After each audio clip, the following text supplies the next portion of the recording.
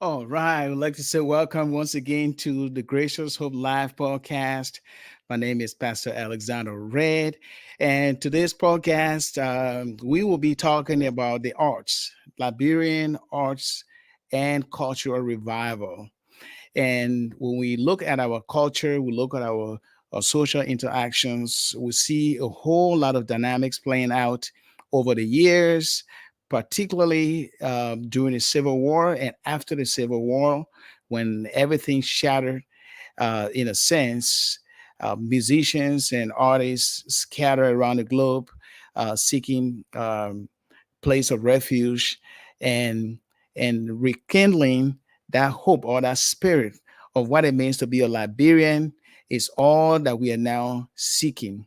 How do we identify ourselves as Liberians, and how do we become more cohesive after years of war and after years of turmoil over issues that divide us or that create wedge um, among us. And so our podcast today will be mainly focusing on how can we use the Liberian arts. When we're talking about arts, we're talking about music, film, and also some other traditional cultural festivals that can make us aware that indeed we are Liberians and we are together with the same heritage that we would like to share with the younger generation or the young generation.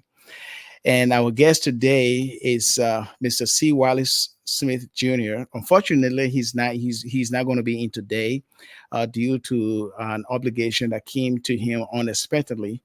And so hopefully we'll have him here next uh, on the next Saturday, not next Saturday, but on another Saturday, where he will be here to talk more about the policy aspect to support the Liberian arts and culture as a whole.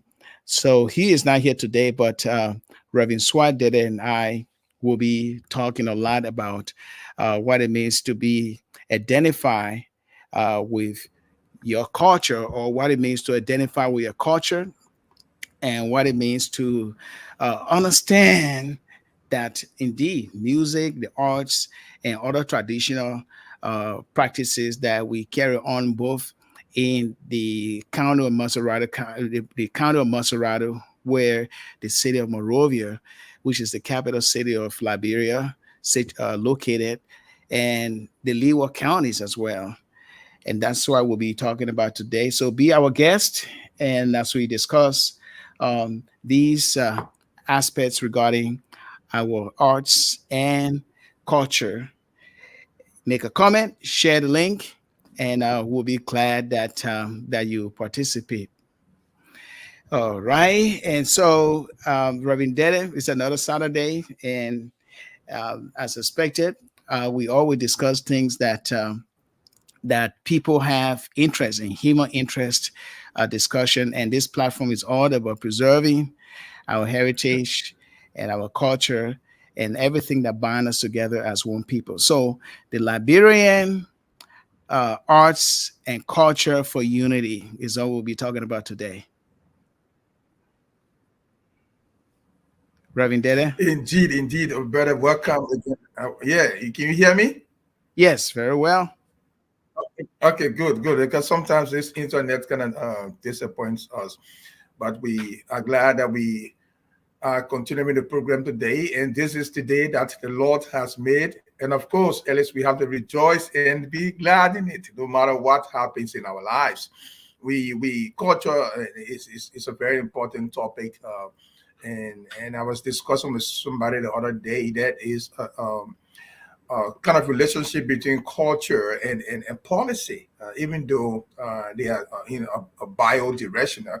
But when you think culture, policy comes to mind. We think policy sometimes it informs culture, and so we are glad we are going to discuss this topic. I grew up in Liberia, born and raised in Liberia, and I enjoy my cultural heritage. There are some names I can still remember. when I was growing up from the Liberian cultural group. But I'll mention those names today. I think I still remember some of them. So I'm glad we can do this because you see, the young people, not just Liberians, but young people from other countries need to know the culture and what the cultural heritage is, so that you don't get mixed and lost in this whole part of modern new things happening in the world today. A lot of things happening right now that if, affects culture either negatively or positively. And most times it's affecting culture negatively because it's teaching the trajectory of things that are unfolding in the world today. So we really need to be strong in our culture, understanding our cultural heritage, and be able to pass that down to our children. And they should be also able to pass down that cultural heritage to their own children and great grandchildren. So I'm glad we are doing this discussion, Alison. But I want to know how you feeling today, and how is your area today in terms of Yeah, weather. yeah, feeling pretty well. That just that I didn't have all of my setup today because I had to be moving things around. However, thank God that I made it today. But when we're talking about culture as a whole, there's a lot that we can look at and identify. We are used to speaking our local dialect. I'm from the Bassa family, the Bassa, county, Grand Bassa County, and we speak Bassa as our dialect. We have so many dialects, over 13 or almost 20, if I'm right. And I grew up with my parents speaking Bassa. My dad used to speak Pele. He was very versatile, and he spoke Pele. He spoke Bassa. He spoke Mandingo. My dad. Wow. Yeah. So, but they spoke Bassa to me, and I learned Bassa as my dialect, and even the written word in Bassa. The Bible was translated. New Impressive, Testament, impressive, yeah. Dennis, impressive. The New Testament was translated in the Bassa in the Bible. So we had a Bassa Bible. My dad had a Bassa Bible, and and I learned from there. I was very young at the time. He used to teach me how to read, and I started to learn it right away. When you're young, your brain is all fresh up, and all of that. Now I still understand Bassa. I speak Bassa, but I mix a little bit of English. The ones that I can remember, I kind of infuse a little bit of English in it. And but the thing here is that I still know my native tongue or my mother tongue, which is a good thing, and that is my identity. And in the American society, as an African, when you open your mouth to speak, they will see the accent, they will hear the accent, and they will know that you are not typically from here because of the phonetics as a whole. And so they will understand your idea, they will know, but they will know or understand that, yeah, he's from a different country, but he speaks English. And we can see the slightness of of his accent. And so it is something that is part of our identity, the way we speak, our dialect. And our official language in Liberia is English in the school system, like some other countries, African countries. And um, and we have other traditional practices that the typical Liberian grew up, experienced, and share with other people. And so, if we go back to our ancestors, we see the mixture of the culture. We have the traditional culture and traditional beliefs, and also we had the what would I say, the American Liberian culture.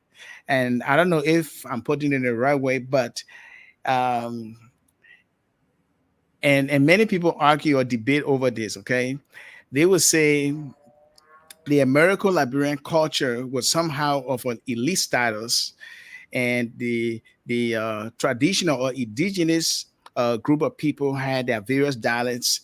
They were seen somehow as people who were not too versed in English because they did not go into the school system. And so we had this unequal society all along growing up.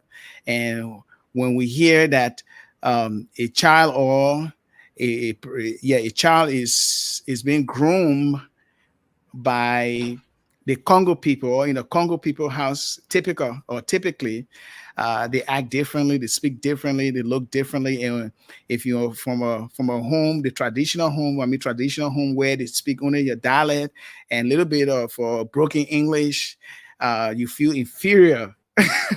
You feel inferior to the person who grew up in the Congo people home, the American Liberian home. And so we had this whole dynamics playing out between uh, uh, social status, economic status, and also cultural status.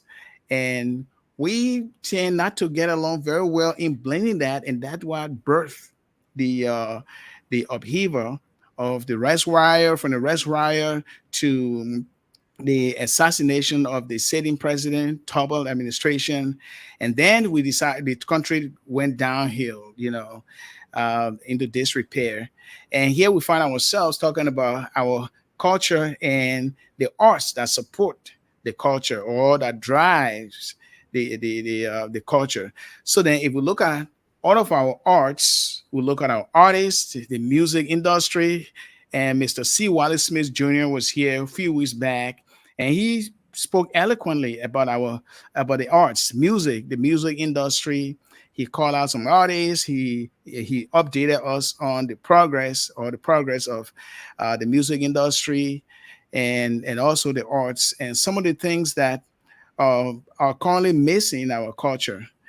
And so, yes, can unity prevail in our country if we put more support, or we give more support to things that bind us together? For example, football, which is soccer.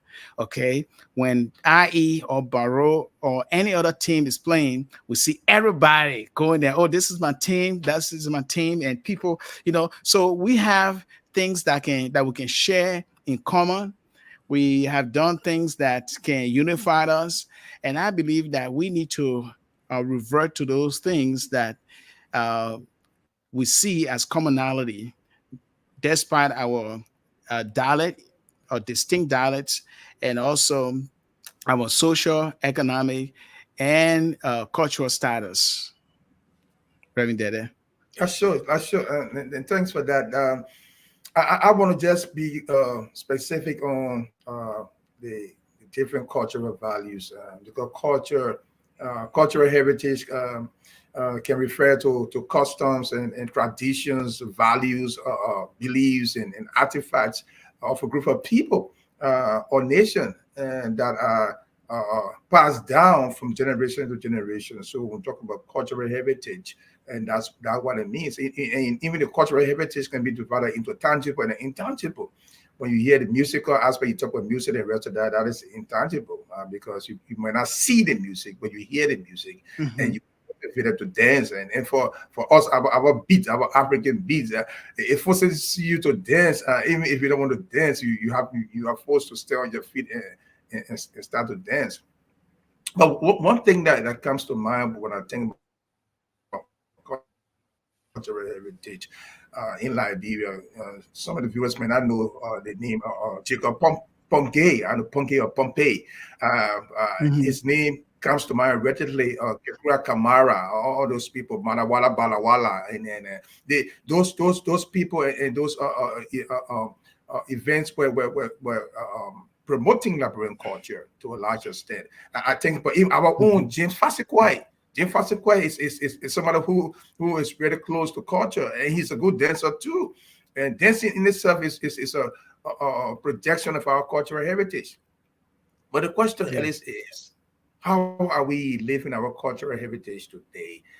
Are our policies informing our cultural heritage, or the cultural heritage informing our policies? And I think that's why C. Wallace Smith would have been discussing today, and that would have been a very good discussion. But we can still go into that. When I was growing up, I look up to my parents, because you talk about your dad teaching you Basa, and you can speak it. Bless God for you.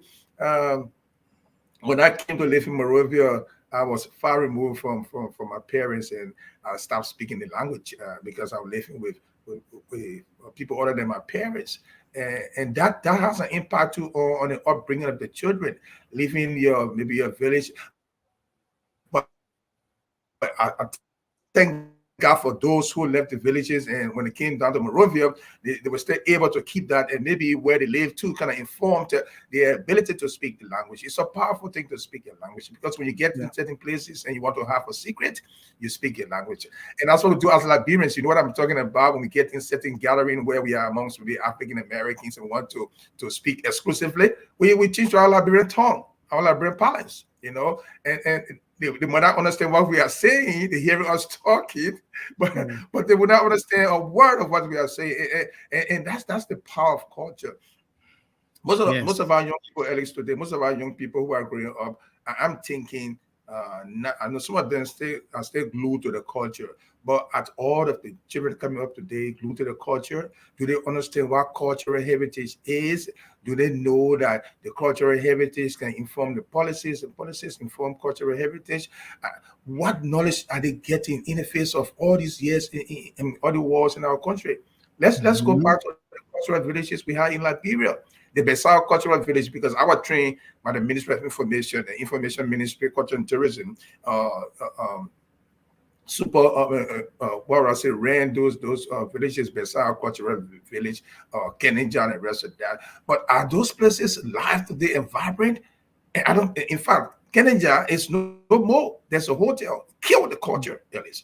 And for me, it's saddening it's very saddening to see that hotel replace a huge cultural village where people should be going, Mhm. and tourists going in to see what we are made of in terms of our artifacts, our archaeological things. Maybe we had and we want to put on display. We don't have that now, Ellis. So my question to you and myself and anybody that's watching: are we promoting our cultural heritage?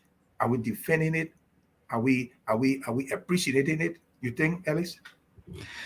Yeah, that's where we would also like to bring in people who are well versed in the dynamics of our culture. Hopefully, we were thinking that our guest would have been here, giving us his insight about it. But if we look at our culture as a whole, we see Liberians still care. They still care. We have a lot of talents in our country, young people, and when it comes to um, showing patriotism in music, the writing the lyrics of how much you love your country, writing lyrics about how much the citizens should work in collaboration with the government and how the government should treat the citizens and how the church as a whole should stand up to their moral conscience or leadership to conscientize the nation. These are facts or things I believe that can bind us together. I know there are some. They have released some songs. Some of the artists have released some songs that um, uh, songs focusing on how citizens should be aware of the political system, its faults, or some of these loopholes or weaknesses, and how citizens should work to make the country better. We have endured a lot of trouble. When I mean trouble, civil war. We have turned on each other or one another to revenge and to defend ourselves. And we can talk about tumultuous history the whole 30 minutes that we have. However, now that we are picking the pieces, we had a very smooth transitional democratic progress, and we are now seen as a bastion of democracy in our country, in our region, that is the Sahara region. An election took place. The winner, step up, and then the loser, or may I say, the person who did not win, say, "Okay, no argument. I gave it up." So if we see that the integrity of our electoral process is upheld, and we see that there's no confusion over the transitional process, of from one leadership to another leadership, then we are taking a step further. And most of our problems in our country come from the political situation. We complain about corruption. We complain about the need for good governance or the need to have good governance, and tie in that is how we see ourselves. If we want good governance in our communities and in our society as a whole, from both the political and the religious institutions, then we must now start to also bring in another facet of stability, which is the arts. The arts. How can we cultivate the need to have a vibrant culture, to have our arts, the music industry, other things such as our like soccer that we play, the games that we bring young people together to interact, and other programs that we carry on that the government can look at those aspect of our society and do something about it. And that, of course, falls on the national legislature, because the national legislature represents the people. They represent the people.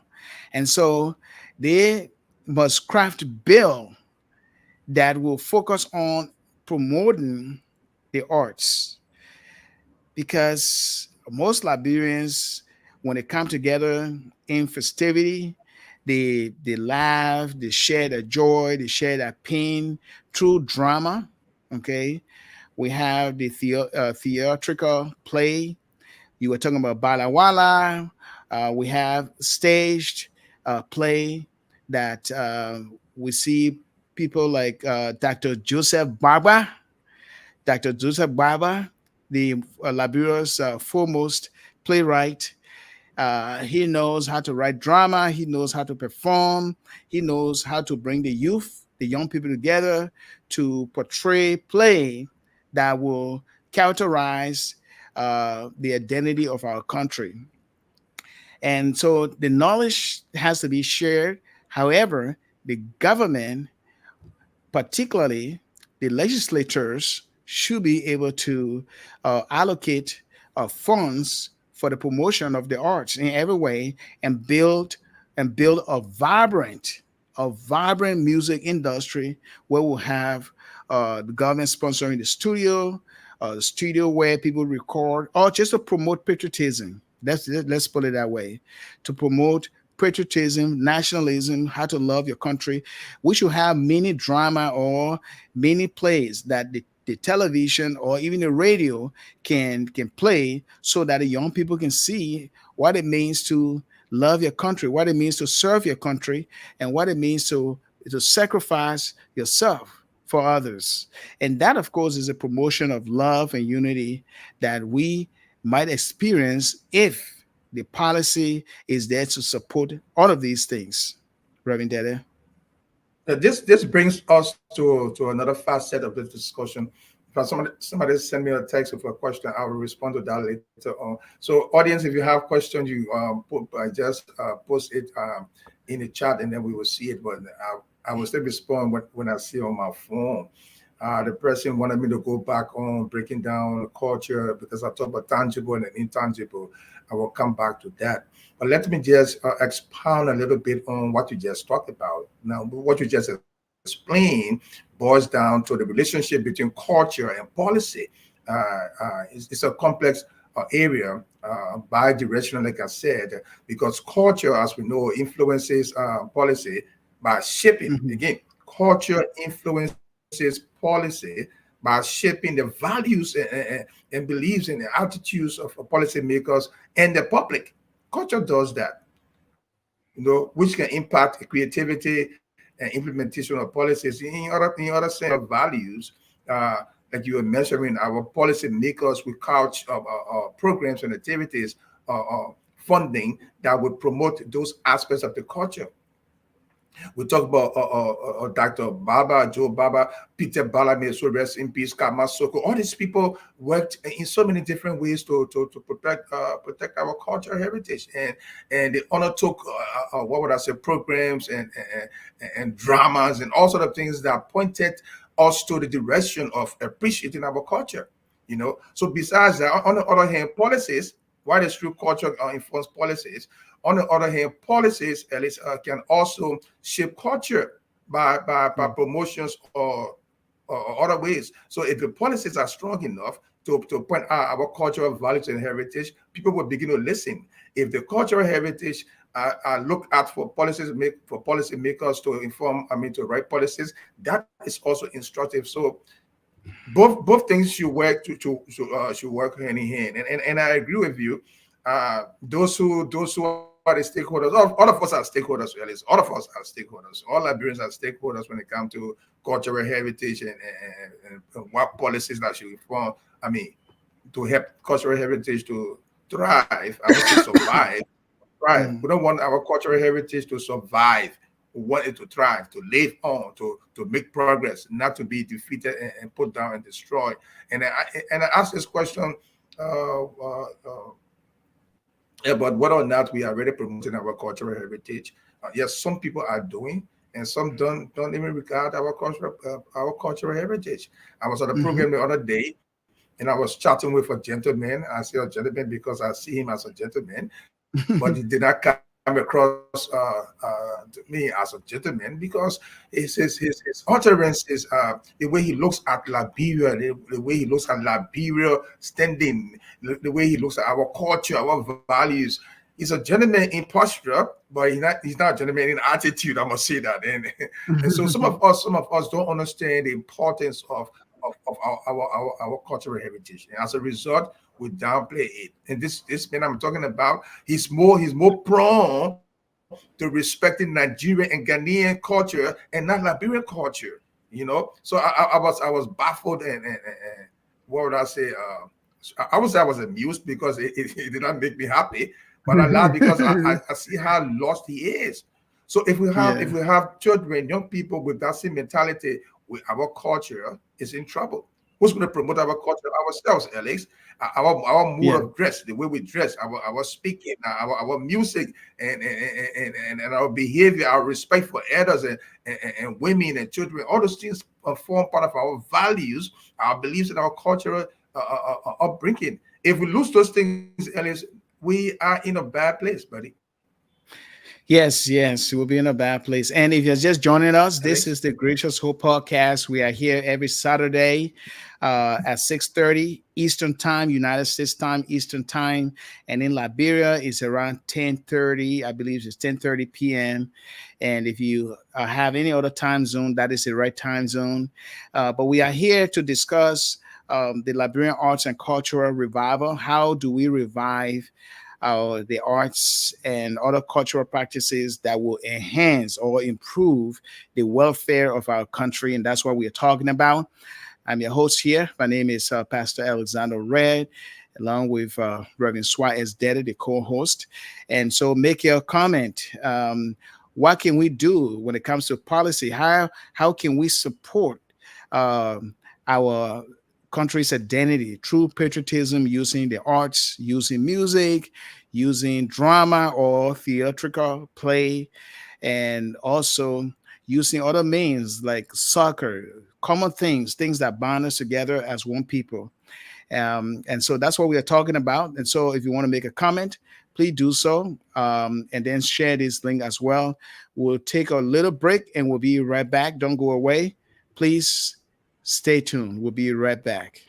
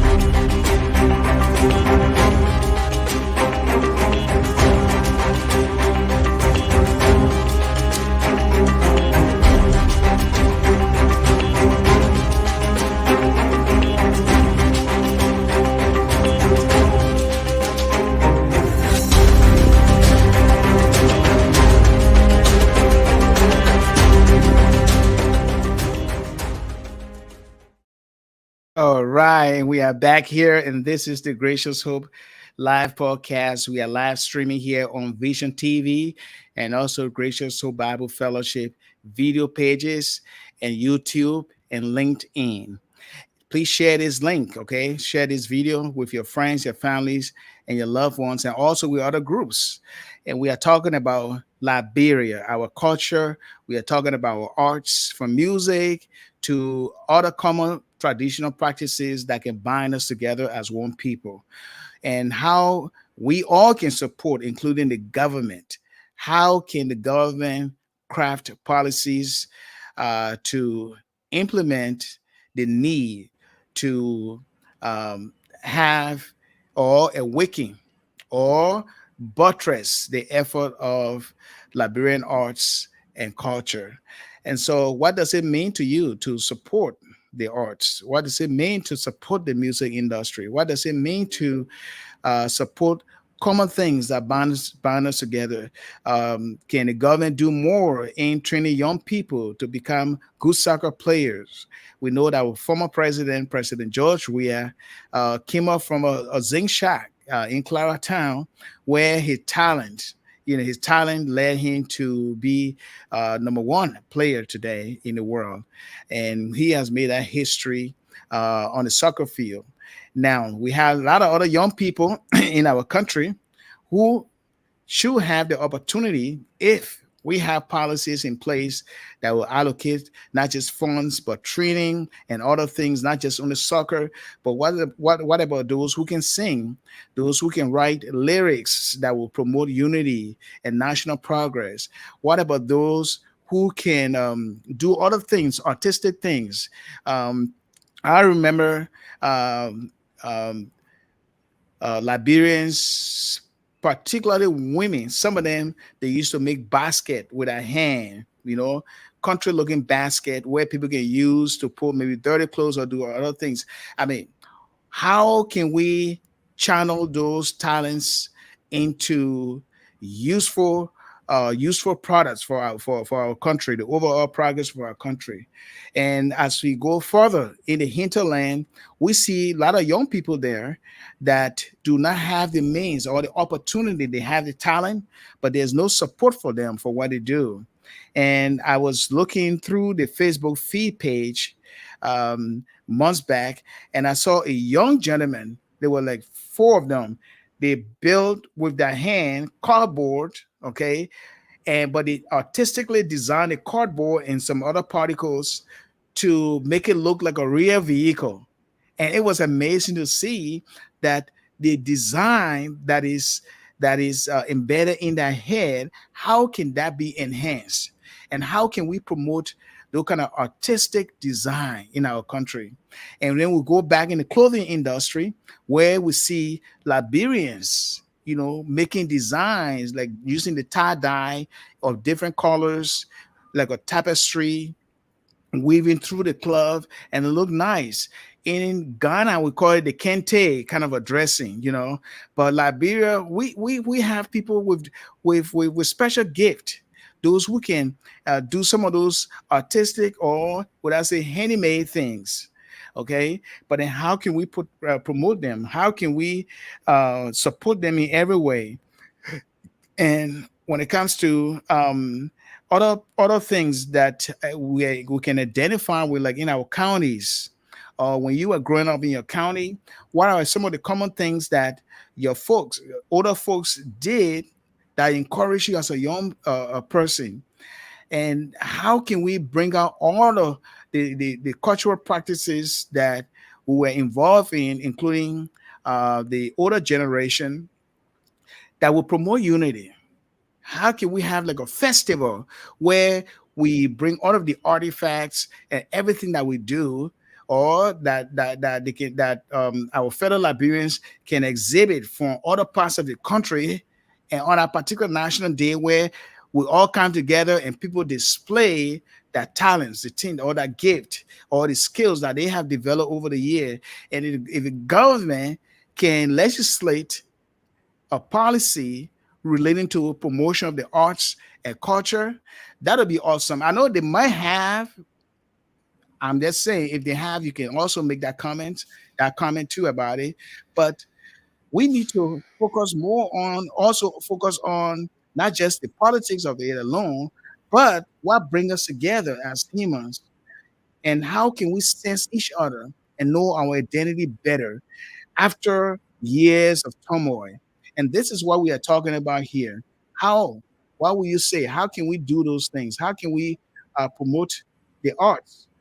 And so that's what we're talking. So please make your comments here, and we appreciate that, Reverend Deddeh. Go ahead. Yeah, you see the issue. I will encourage those who sending me text to send a text on the chat so that everyone can see it. But I will come to that. What you just raised. But let me say, someone asked me to elaborate a little bit on how culture informs policy and policy informs culture, and then I will come to see how I can expand on the issue you raised about promoting the culture and Mhm. promoting the tangible and intangible culture that we have whether in Liberia, but we've been specific on Liberia. Again, I want to say that culture values inform the policy decisions on issues like education, on health, Mhm. on social welfare. It's culture values that informs our decision on those things, because your cultural value will inform what education you want to give the children, how you want to bring them up in the educational system so that they are well groomed to be good citizens tomorrow. It also informs the policies on health care. It informs the policy on social welfare. If you know the adults are getting older, how what plans are you going to put into place? What policies are you going to put into place to prepare for those adults who are working now? So when they get old and retired, they will have the means of survival after that. On the other hand, policies on immigration, on language and religion can impact cultural and diversity identity. And at least you mentioned that. So the policies we have on immigration or on language, talk about learning Basa, and you can even know the scripts and maybe to write it if I understood you well. So how does that Mhm. happen? It Yes. comes with the proper policies then that will make money available for those things to be maybe elective in school and the rest of that, because people need to be told. For instance, the Ministry of Information, let me just break and come to the Ministry of Information, Cultural Affairs and Tourism. That is the arm of government empowered to do Mhm. some of the things we're talking about. But the question, Ellis, is the budget passed by the legislature strong enough with provisions that will empower information ministry to do what she has been set up to do? I don't know about that. I don't have the answer to that. I will have to maybe revisit the national budget and see what is there for the promotion of culture or for the support of the Ministry of Information, Cultural Affairs and Tourism. If the budget is minimal and negligible, how do you expect the Information Ministry to do its part of the bargaining? How? The Minister of Information cannot use its personal resources to promote culture. Maybe he might want to do that as a Liberian a peace loving Liberian, but the government owes it to the government parastatals that are being set aside by laws to do what they have to do. So we can talk about promoting culture all we can. If information ministry is not empowered to do that, then we have a big question. So I hope the budget has something substantive in it or substantial in it for the information ministry and even the Ministry of Internal Affairs that deal with the people in the interior. These things must happen. And how do they happen? Is the policies that we're going to put into place that will help to enhance the culture. Because if you have a Mhm. cultural heritage that nobody knows about, then that is a problem. So we really need to call a spade by asking our government to make sure that information ministry and other ministries that have some link with culture and cultural heritage to be empowered to do what they have to do. The next test I have here, let me just comment on it quickly. That No, somebody go sent ahead. me. Take your Please, time. Okay. Please, viewers, put your questions in the chat room so that we see it together. Well, I are you don't know seeing the why questions, people. but I don't see them. No, I mean sending me personal text, and people who know me sending me Oh, okay. text. I mean, But yeah, that's fine yeah, too. yes, That's fine. But yeah. go So ahead. the question the question the person has. Let me make sure I go back to it so that I won't mix it. The Liberian cultural heritage. Yeah, the person asked me, "What is the Liberian cultural heritage? What is it?" If the person is Liberian, I hope this question is well intended, but the Liberian cultural heritage is rich and diverse, friend. And thanks for that question.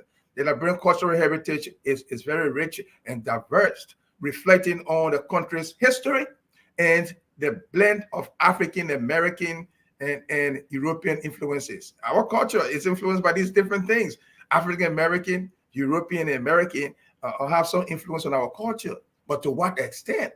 So to answer your question, thank you for texting me. The Liberian cultural heritage is rich and diverse, reflecting is rich and diverse, reflecting the country's history and a blend of African and American and European influences on our way of life. Now, one thing that stands out in Liberian culture is the music and dance. Alex, you mentioned that the music and dance. Oh my God. I mentioned my own James Fasikwe. I mentioned Jacob Pompey. I hope I'm pronouncing the last name right. And our own Fatu Gifler, Judy Andy, all these people, the culture, I mean, the dances, the music promotes Liberian culture. That's what they do. ZTT, I hope, yeah, ZTT. All these names come to mind because I was there. I saw them acting. And even up to now, some of them are still promoting Liberian culture as best as they can do. So the music and dance is unique. It's a mixture of traditional and some modern style. Oh my! You get me started with this text, friend. You don't know how much you Go get me to ahead. talk about. Yeah, because you take my mind way back now to E.J. Roy when the Liberian cultural troupe was appearing. Ellis, you have a full house. The E.J. Roy Yes. building on Ashmore Street, there was Hmm. a full house, and I never wanted to miss the Liberian National Culture Troupe appearing with that dress. Oh my God, that regalia, the world, and there was another dancer called Jacob. I'm so called the slick dance man because he could break his body in so many different. Wow, you get me. You get me going right back now to the beauty of our Liberian culture. So these things must happen. They must stay happy. And policies help to make them survive and not just survive but thrive. And the agencies that are empowered to do that, Alice, Ministry of Information, Cultural Affairs and Tourism, to be strongly supported, elevated in a place where they'll be able to have nationwide cultural events where people talent will be spotted and promoted for our culture to thrive and not just survive, you know. And I agree with you. I agree with you, Alice. The more we pay attention to these things, they look simple, but they are very, very important. We don't want to lose sight of that. You talk about art and craftsmanship. The we have some of the best arts and craftsmen we can think about in the world when it comes to Yes. crafting. Look at these cultural artifacts you see when we used to go Mama Point. Some of these people would take their arts and craft across the road from the American embassy and go. I don't know whether they still do that now. You will see some of these beautiful, beautiful handcraft designs and all sort of things. We have them. All we need to do is to promote them. But the policies we see our policy makers we do because we have no excuse. We have no excuse not to promote our culture. So that's music and dance, and that's art and craftsmanship. And the carvings, the marks. Oh my Lord, the marks, the devil's wear to dance. The guild devil. You have the marks. They call it the marks dancers. Yeah. I mean the Gola mass dancers, the crown mass, the bassa. Those beautiful masks they were done right there in the communities. We have them, Ellis. Let's promote these things by not just talking, but walking the walk and talking the talk, by crafting policies and programs that will promote these things and not just wear other coat suit. I wear coat suit, don't get me wrong, but the cultural heritage has to be promoted. Then the food, Ellis, let me just conclude this thing and then you can come in here. Then the culture is present in the food. Think about the palm butter, the plantain, the bitter pot soup, the cassava leaf, all those things. And the culture is embedded in that. The way it's Yeah. prepared, it is never the same nowhere else on the continent of Africa. No match whatsoever when it comes to our Liberian dishes. Well, my African friends can see me tomorrow and beat me up fine, but there's no match when it comes to Liberian food. Our women, the food, when it is prepared. Let me say this, Alex, then I can Oh, continue take my your speech time. about Take food. your time. Go for it.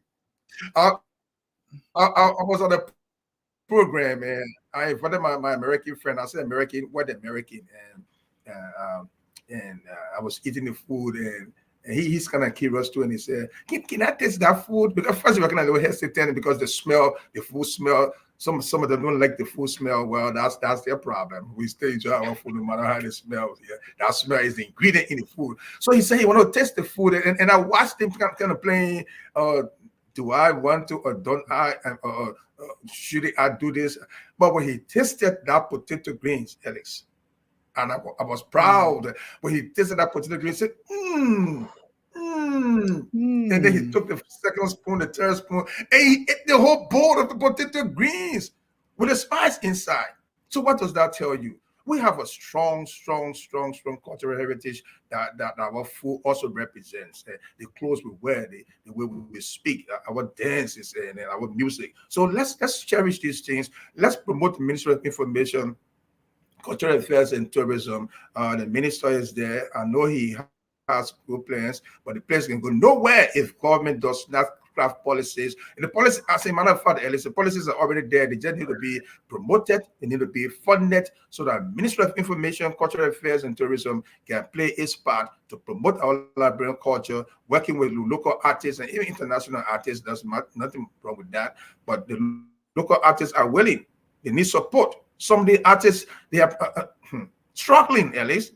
There was Yeah. something I saw on YouTube, and I think this artist jokingly said, I know our Liberian parlance, Billy goat can sweat, but you don't see the sweat of the Billy goat. It means they are struggling, they need support, but apparently nobody sees them. And maybe the information ministry, cultural affairs and tourism see some of these things, but there's no finance, no support to Hmm. support these young Yeah. artists. So let's promote our culture by the policies that we have so that we can be proud people to say, yes, we have a culture. Last but not least, Ellis, I was in Ghana for my daughter's wedding, and I Yeah. was supposed to doing the traditional marriage first. And the Ghanaian chief said, "Oh, Liberian get culture?" I said, "Of course we have culture. We do. We have culture, and we did it our way." By the way we do the diary, I had to learn it from my other brother, my Yeah. cousin, who was more versed in it than me. And I felt good that then he said, "Oh, now I know, I see Liberia have culture. Yes, we have culture.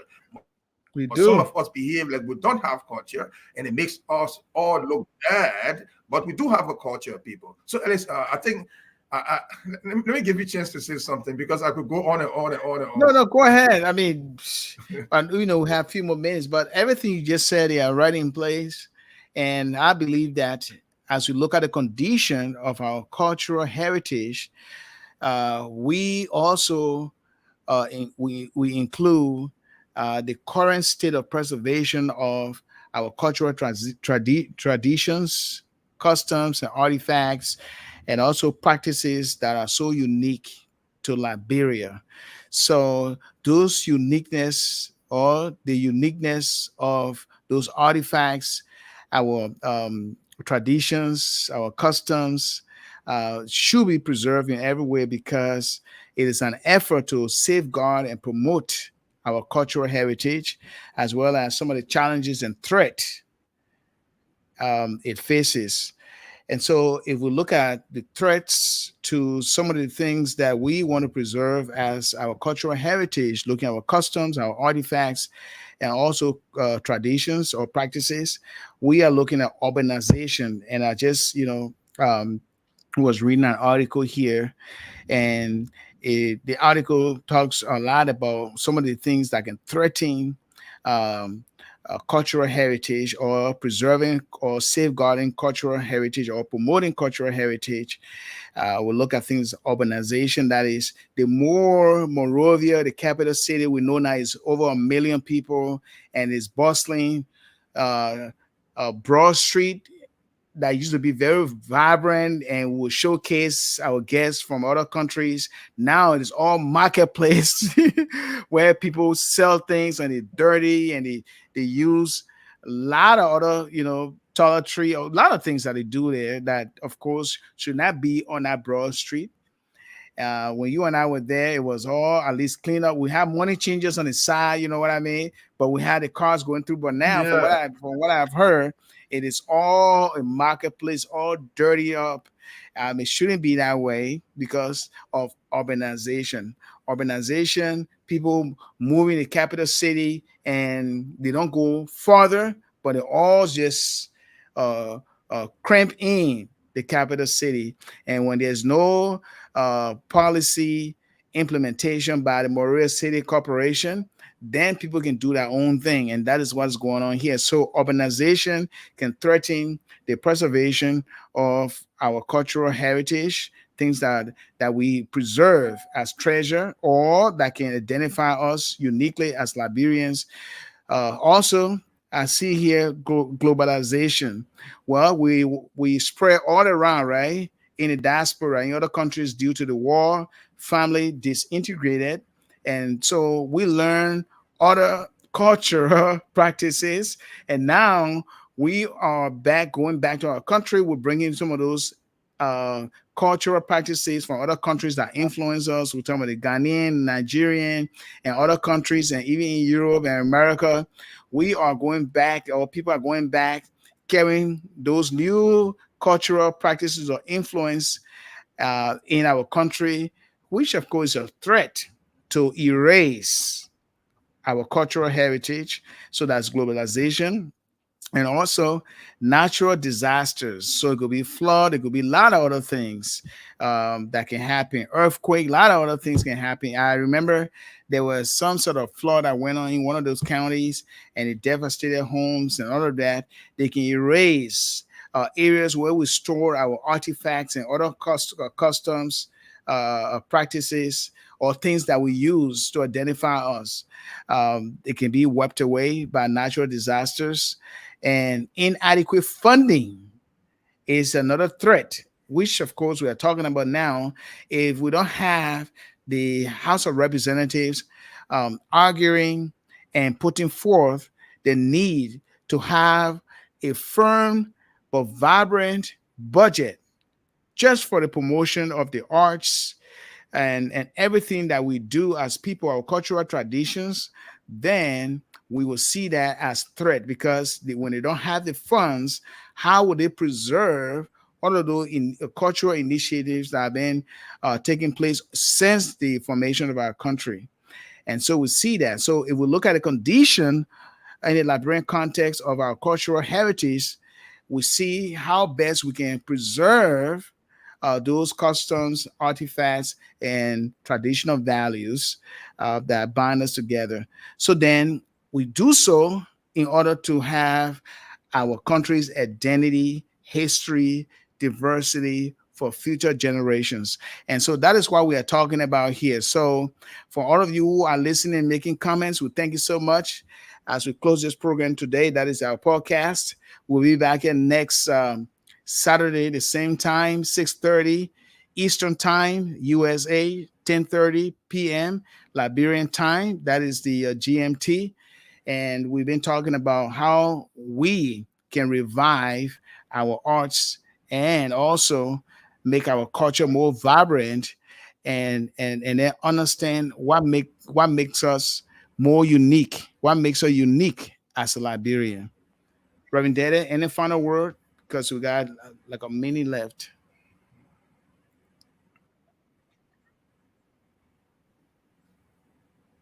Well, I think we covered a lot of what we are intended to discuss today. We covered our Liberian cultural heritage. We talk about the policies informing culture, culture informing policies. We talk about our dance, our music, our food, and that have my mouth watering when I talk about the food, Alex. I love my African dishes. And besides that, the respect for elders, that's one important cultural value. I just want to comment on that as we close. I just want to comment on that. The respect for elders, the respect for our mothers, the respect for our sisters. We pray that that continues. It should not stop because that accentuates where we stand in terms of respect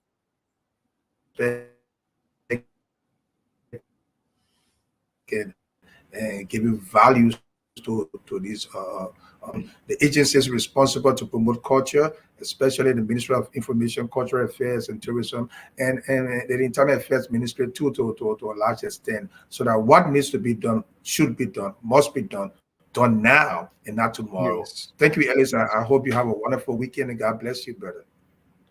Amen. Thank you. And to all our viewers, I'd like to say thank you so much for joining us. This is the Gracious Hope podcast. We are here every Saturday, 6:30 p.m. Eastern Time, USA, 10:30 p.m. Liberian time. Please share this video with your friends and your groups that you have on Facebook. We also have our YouTube page where you can also subscribe free. Just go to YouTube, look for Gracious Hope Bible Fellowship, and then just click subscribe. It's all free. Or if you want a replay of this particular program today, if you came in late, you can also watch it on our Facebook page. Look for Gracious Hope Bible Fellowship, or go to Vision TV as well as Esteem TV, or go to our website, gracioushopefellowship.com, and you will find it there as well. So until then, thank you so much for all of the notes here. Very educative. He said this program is very educative. Hopefully, we're able to share what we know with you, and as we look forward to seeing you again, this is how we end our program today. And my name is Pastor Alexander Red, and Reverend Suah Deddeh is also here. May you have a great weekend. Bless you.